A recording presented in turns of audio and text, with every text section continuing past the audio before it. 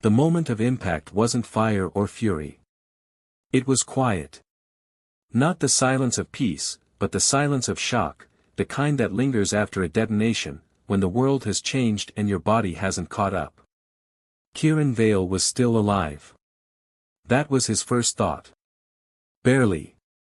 The second thought came slower, like a whisper trying to make its way through water. This wasn't supposed to happen.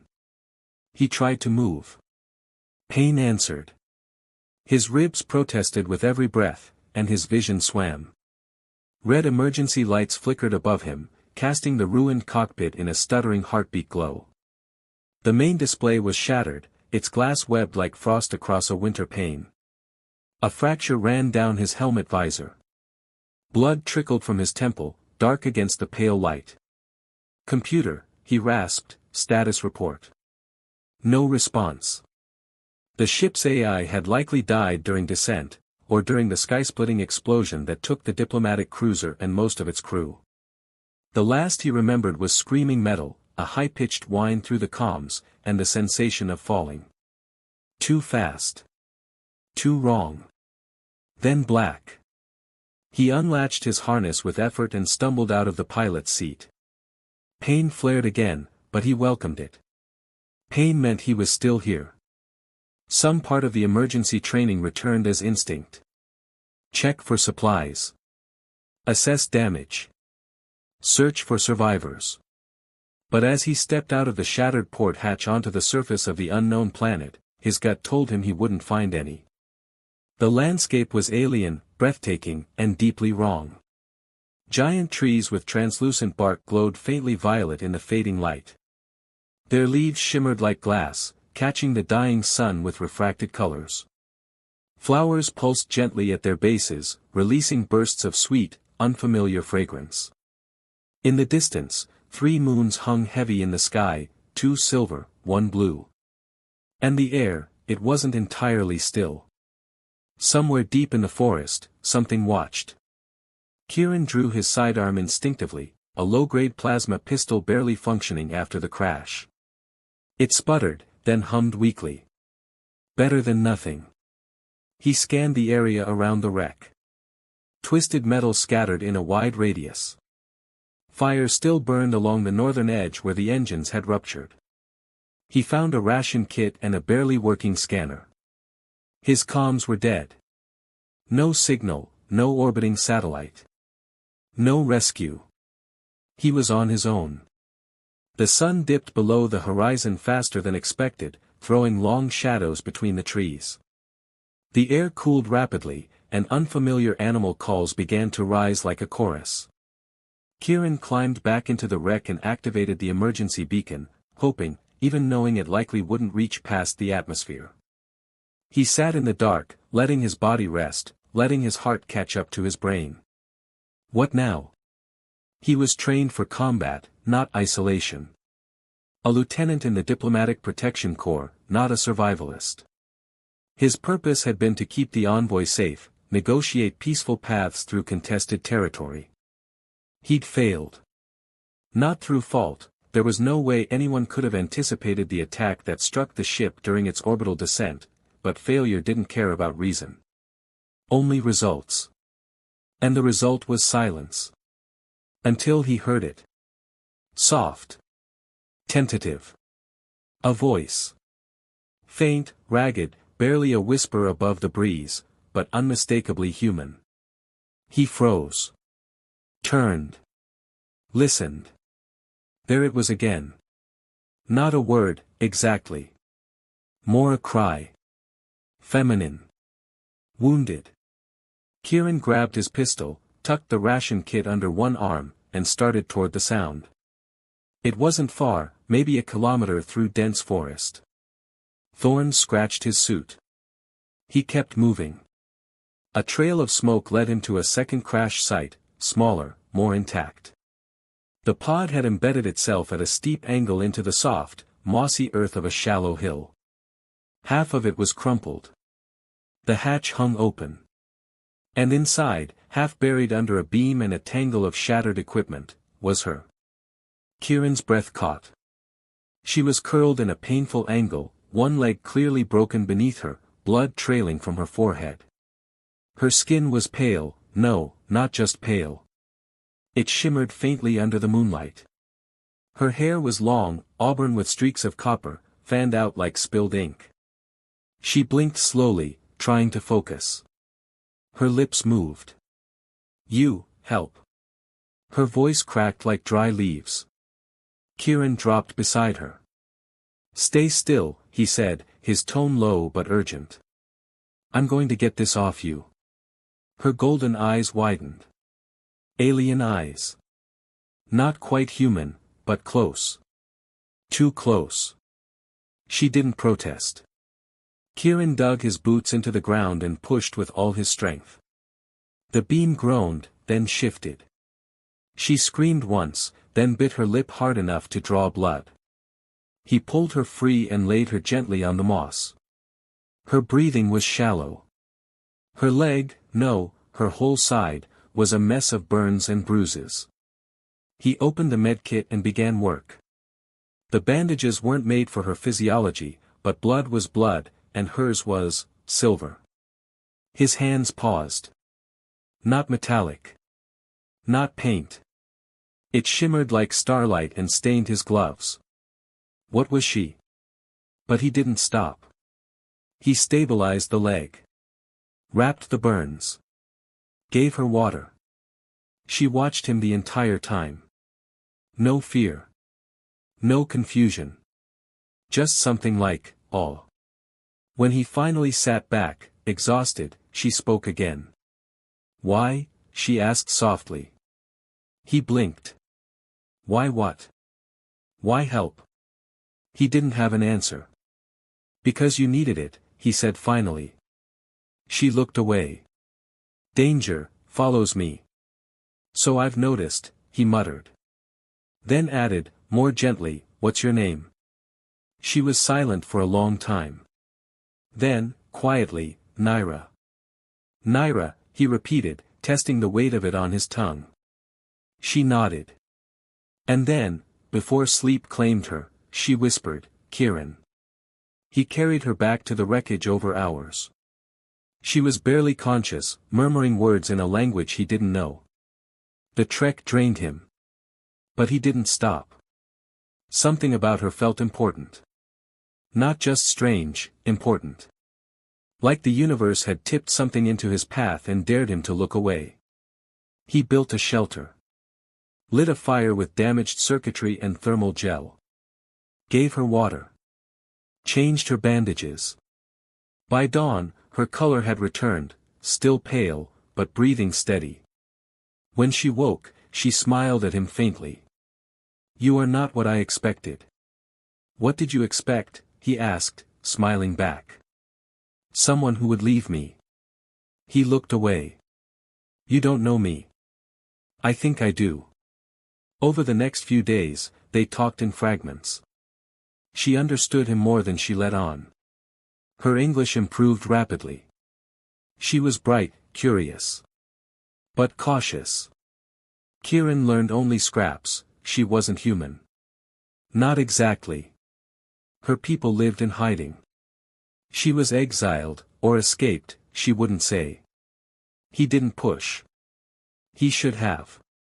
One night, by the fire, Naira took his hand.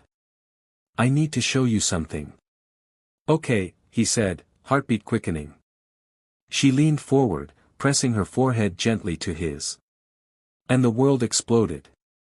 Not in fire. In memory. Fields of glowing flowers. Towers of light. Voices chanting in harmony. Then blood. Betrayal. A figure standing over her. Fire consuming everything. A choice. A forbidden choice. Kieran gasped and pulled back. Naira trembled. "You see it now," she whispered. "You're different," she said. "And hunted." "But why?" She looked up, her eyes filled with something between sadness and hope. "Because they fear what we could become." Kieran's pulse raced. "What do you mean, we?" She reached out and touched his chest, then her own. You saved me. Your blood changed something. What do you mean, changed? She didn't answer. Instead, she raised her hand, and a small glowing flower lifted from the ground, drifting in midair. She stared at it as if surprised herself. Kieran backed up slightly. You didn't. She nodded slowly. Before, I couldn't. His blood. His genes. Something in him had awakened something in her. Or merged with it. Kieran felt his world shifting under him. You've made a mistake, he said quietly. I'm no hero. I was just trying to do the right thing. Naira smiled, her eyes glowing in the firelight. That's what makes you one. He couldn't respond. Instead, he looked up at the sky. Then at her. And in the strange quiet between stars, something passed between them. Not words. Something older. Something real. And Kieran Vale knew, somehow, nothing about his life, or the universe, would ever be the same again. Naira Elian had once stood in a palace of glass and light, wearing robes woven with starlight, her voice raised in quiet rebellion. Now, she lay in the dirt beside a dying fire, her leg bound with crude bandages, her skin coated in ash, listening to the soft, even breathing of a human man who had no idea what he had just stepped into. Kieran. She'd whispered his name even in her sleep. His blood still pulsed faintly inside her, a strange warmth beneath her skin. It had saved her. Changed her. And if her people found out, if they found her, it would kill her. She hadn't meant to survive the fall. The pod had launched on emergency override, overriding her override, just as she tried to destroy the core. It was supposed to burn up in the atmosphere, her last act of mercy. But the planet below had cradled her instead of rejecting her. Or maybe it had chosen her. That thought terrified her more than anything else. When she'd opened her eyes and seen him standing above her, blood on his brow, fear in his face, and hands trembling with compassion, she had believed, for a moment, that she was already dead. But no, the pain had been real. The exhaustion. The warmth of his hands as he pressed cloth to her bleeding leg. He hadn't known who she was. And he'd saved her anyway. Naira watched him now, curled up beside the embers. His rifle rested beside him, arms crossed protectively as he slept. A soldier, but not hardened. There was still softness in him. Humans had always fascinated her. In secret, she'd read their messages, the intercepted transmissions, even their stories. They fought each other too much, moved too fast, destroyed what they didn't understand, but they also dreamed. And Kieran, he wasn't like the others. He didn't ask questions to demand. He asked because he wanted to know. Because he cared. And that was more dangerous than anything. She stood, slowly, ignoring the ache in her leg. Her blood, his blood, had done something. Her muscles were healing faster than they should have. And there was more. She could hear the world now. Not just sounds, but pulses. Threads of energy humming through the roots beneath her feet, up into the trees, brushing her fingertips. This world was alive in a way that defied science. It was speaking. No, singing. She walked into the glowing forest, silent as breath. Every step lit the moss beneath her feet, like the planet welcomed her now. Was this what the ancients had warned of? The resonance? A hybrid soul. She reached a clearing and raised her hand. At her will, the petals of a nearby flower unfolded. It was small. But it was the beginning. She sat down and opened the device she'd hidden in her jacket, a memory disk encoded with her people's deepest secrets. Data that had cost lives. Inside was the last thing she had left of her brother. His name was Thalen. They had grown up as twins, the spark and the shadow. She was curious, he was cautious. He believed in the order. She believed in more. He tried to stop her, the night she fled the citadel. He'd begged her to return the artifact she'd stolen. To forget what she'd discovered. "This will destroy you," he'd said, his voice shaking. "No," she'd whispered back. "It will save us." He hadn't followed her. Not at first. But later, after the council had branded her a traitor, he came, not to kill her, but to ask again. "Don't let them turn you into their weapon." But it was too late. The artifact had already responded to her touch. Now he was gone. The last she'd seen of him was on the surveillance feed, his escape pod launched moments before the blast that killed the others. Sometimes, in her dreams, she still heard him calling her name. Not with anger. With love. A branch snapped behind her. She spun, hand raised. Kieran stood at the edge of the clearing, watching her. Not reaching for his weapon. "You shouldn't be walking," he said softly. "I couldn't sleep." He nodded. Then added, "You moved the flower." She didn't answer. "Naira," he said, stepping closer, "what's happening to you?" She looked away. "Your blood opened something inside me. A gate, maybe. Or a wound. Is it dangerous?" She met his eyes. "I don't know. But the people who come looking for me, they'll think so." Kieran was silent. The wind stirred his hair. "You need to leave me behind," she whispered. He shook his head. "I'm not going to do that." "Why not?" His voice came low. "Because no one deserves to die alone." They returned to the camp in silence. That night, Naira watched him more closely. His hands. His breath. The way he stared at the stars like they owed him answers. Part of her wanted to tell him everything. But trust was a fragile thing. And there were still shadows in the trees. The next morning, she woke before dawn and climbed a small ridge overlooking the valley. Kieran followed. He didn't speak. Just stood beside her, close enough for their shoulders to almost touch. Beneath them stretched a vast canopy of violet trees, threaded with streams of glowing blue. In the far distance, the ruins rose, ancient spires tangled in moss. "You see that?" she whispered. "Yeah. It's older than anything we know. Not built by my people. Not by yours either.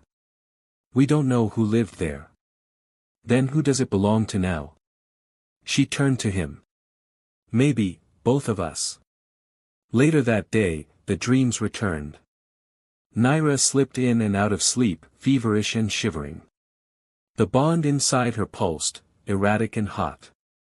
Kieran stayed by her side, wiping her brow, whispering comforts.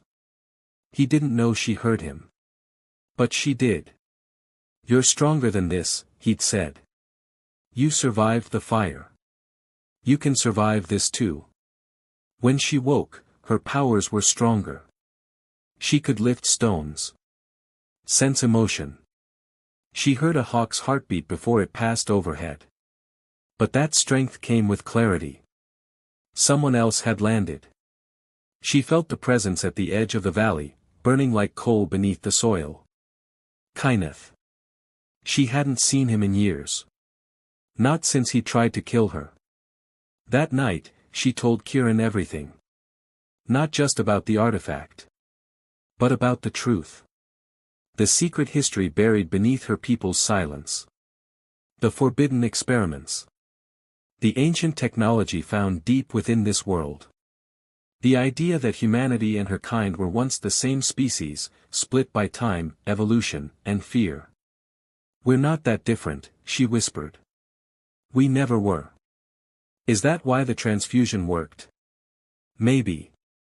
Or maybe the planet chose us. He looked at her for a long time. "Then we have to protect it," he said. Together. She felt something stir in her chest. Hope, fear, and something warmer. Something that looked like love, if she dared to name it. They kissed the next morning. Not as a grand declaration. Not a desperate act. But a soft, quiet thing. A meeting of breath and heat and unspoken promises. She touched his cheek, and he leaned into it, eyes closed. "This isn't smart," she whispered. "No," he agreed. "But it's real." He kissed her again, slower. That evening, the storm came. Not rain. Not wind. But metal. Kynetha's ship streaked through the clouds like a falling star. Kieran readied his rifle. "Is that who you were running from?" he asked. Naira's face was pale. "No, that's who I was once willing to die for." They stared at the sky together. And waited for the fire to fall. There was a time when Emil Strand believed in silence. He used to tell his cadets, the quiet between transmissions is where the truth hides. Silence meant something had gone wrong, or something was being hidden. He'd been right. And now he hated being right. It had been 11 days since the Solara envoy disappeared over the neutral zone. The diplomatic mission was meant to open a corridor of peace between three fractured star systems. Instead, it had gone up in flame. And somewhere down there, on that cursed, unsanctioned planet near the edge of mapped space, was Kieran Vale. Dead. Or alive. But most likely, alone. Emil stared at the encrypted replay again. A transmission corrupted by radiation, picked up 2 days ago by a salvage drone passing near the system. Fragmented static, flickers of heat signatures. But in frame 37, just for a second, was a silhouette. Male. Human. Moving. Emil leaned closer. The figure paused, turned toward the camera, and disappeared into static. "Enhance," he ordered. The AI did. Pixels sharpened. The face was fuzzy. Burnt. But unmistakably Kieran. "You stubborn bastard," Emil murmured. The political pressure to walk away had been relentless. "They're gone," the commander of fleet operations told him. "Not your jurisdiction," said the diplomatic council. "Your rank doesn't give you retrieval authority," barked the Admiralty. But none of them had looked into the mother's eyes when they told her son was presumed dead. None of them knew Kieran Vale like he did. Emil had pulled Kieran out of academy brawls, patched him up after disaster simulations, watched him throw himself into fire to protect others without a second thought. So Emil didn't listen. Instead, he used an old code from his time in the Independent Relief Corps, pulled a quiet favor from a retired merchant fleet captain, and slipped into restricted space with a single scout ship and an AI that didn't ask questions. His mission wasn't official. But it was personal. As the ship, the Silva Dusk, descended toward the outer ring of the unmarked world, Emil ran through the facts. 2 crash sites. Limited energy signatures. A failed emergency beacon that flared once, then vanished. And the unknown, a second presence detected near the primary crash. A non-human presence. That worried him most. If pirates or rival factions had found the envoy, they might use Kieran as leverage. But if it was something older, something buried beneath the planet's surface, then he might be too late. AI, bring up last lifeform scan. Working. A hologram shimmered into view.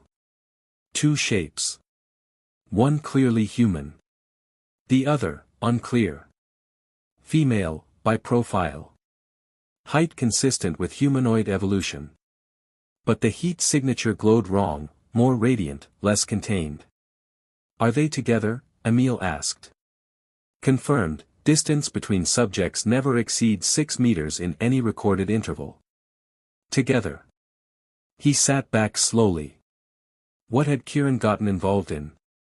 The ship touched down in a clearing, its hull cloaked in plasma-disruptive plating.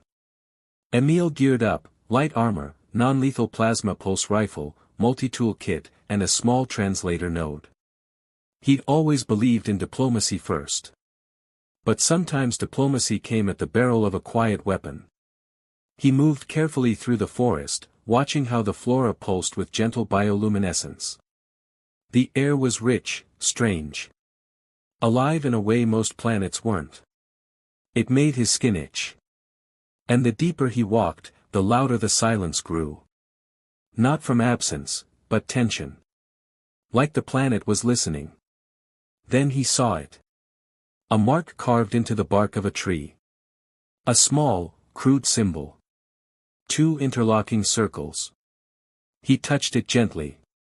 Still fresh. Not Kieran's style. Not military. It was a message. Not meant for Emil. But for someone who would understand what it meant. A promise, maybe. Or a warning. By the time he reached the ruins, the sky had darkened. Green clouds moved like slow fire overhead, crackling with silent lightning. The city below looked like it had been sleeping for centuries, towers broken by vines, stone halls dusted in soft moss, and crystalline tech half swallowed by nature. He crouched behind a ridge, watching. Movement. 2 figures, slipping between the buildings. Slow. Purposeful. His helmet zoomed in. Kieran. And beside him, the girl. She was stunning. Not in the way humans described beauty, but in how the world responded to her. Trees leaned gently toward her. Light wrapped around her frame like it belonged there. And when she turned, he saw her eyes, bright gold, glowing faintly. Alien. But not monstrous. They moved like people surviving together. Trusting each other. Even leaning on each other. Emil whispered, "What the hell have you done, Kieran?" He didn't approach immediately. Instead, he waited until nightfall. He watched how Kieran helped her walk. How she guided him with gestures and quiet murmurs. How they set a fire near a broken statue, and how, when they thought no one was watching, she leaned her head against his shoulder. And he didn't move away. Emil felt a weight drop into his chest. Connection. Real. Dangerous.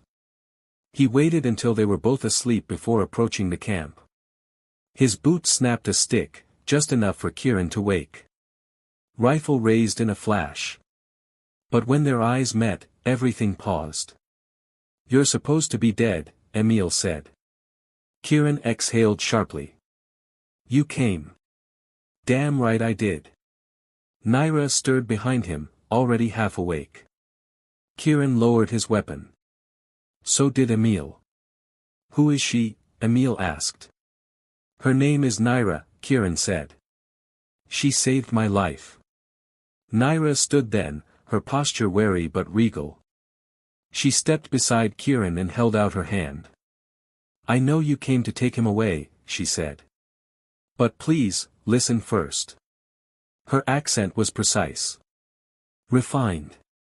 Learned. She understood them. Emil stared at her. Then nodded once. "Talk." They sat through the night. Naira told her story, haltingly at first, then with increasing strength. She explained the artifact, the exile, the crash, the way Kieran's blood had bonded with hers. Emil listened, heart sinking with every word. This wasn't a rescue mission anymore. It was a decision. A political fuse lit by emotion, ancient power, and the raw, dangerous chemistry of 2 people who should never have met. "Do you believe her?" Kieran asked, when Naira stepped away to rest. Emil didn't answer immediately. Then, "I believe she believes it. And I believe you do." Kieran's eyes darkened. "You came to bring me back. I came to bring you home." "But Kieran, this isn't just about you anymore. If what she says is true, this planet is a spark waiting to ignite a war. Then help us stop it." Emil stared at him. Finally, quietly, "You love her." Kieran didn't flinch. "Yes." Emil turned away, walked a few steps into the clearing, and looked up at the moons. "Then we better make sure no one takes her away." Kyneth Rowan had once been Naira Elian's shield. Now, he hunted her through the stars. He told himself it was duty. Told the council it was justice. Told the mercenary crew that it was a sanctioned retrieval. But in the silence between warp jumps, beneath the hum of failing engines and synthetic breath, he admitted the truth. This was about love. Or what was left of it. And the scar it left behind. He stood on the observation deck of his aging vessel, the Mirren Echo, watching the planet rise into view. It was beautiful. And wrong. Target zone acquired, the Navy officer said behind him. Atmospheric breach will trigger planetary defense scan. We won't stay invisible long. We won't need long, Kyneth replied. The officer hesitated. Do you want her, alive? Kyneth's eyes didn't leave the window. I want her to choose. He'd trained her himself, years ago, back when she still wore the scholar's robe and thought rebellion was a myth. She had been quiet. Curious. Dangerously compassionate. Too smart to be obedient. Too noble to be cruel. He should have seen it coming. But back then, he'd loved the way her voice rose in argument. How she stared through you, like she could see the pieces of your soul. She never believed the world had to stay broken. And for a time, he believed her too. Until she touched the artifact. Until it sang only to her. Until Thalen died in the fire meant to contain what they'd uncovered. Kyneth had buried his loyalty in ash and let his heart turn to stone. And when the council branded her traitor, he volunteered to track her down. As they entered the atmosphere, the ship began to shake. The planet responded. Not with weapons, but with pressure. With presence. Like it was aware. This place isn't dead, the pilot muttered. No, Kyneth said. It never was. He touched down far from the ruins, cloaking his signal. He didn't need scanners. He could feel her. Not with tech. But something older. Something left from the years they trained together. A thread, once shared in trust. Now tangled in pain. He followed it into the forest. The trees parted before him. Not with fear. With recognition. She'd awakened something here. He had no idea what. He found her 2 days later. In the ruins. Standing beneath the blue moon, beside a human man. Her hand was in his. Her head rested on his shoulder. And her laugh, soft, shy, beautiful, rose into the night. And Kyneth shattered. He stepped into the clearing with silence he'd honed from years in the shadows. Naira turned first. She saw him. And for a moment, just a blink, she smiled. Not in joy. But in grief. As if some part of her had always known he would come. You've changed, Kyneth said. Her voice was steady.